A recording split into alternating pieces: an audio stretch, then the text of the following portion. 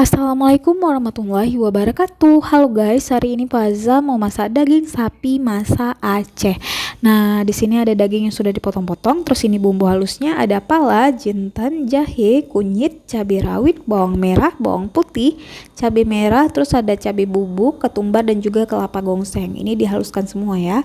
Terus ini untuk bahan tumisan dan cemplungannya ada bawang merah dan rempah-rempah lainnya. Terus ini lanjut langsung ditumis ya, bawang merah dan rempah-rempah lainnya. Terus diaduk, masak hingga dia agak melayu, baru dimasukkan bumbu halusnya. Nah, ini udah dimasukkan bumbu halusnya, terus diaduk-aduk. Setelah itu dimasukkan dagingnya ya, terus diaduk-aduk supaya bumbunya ini merata.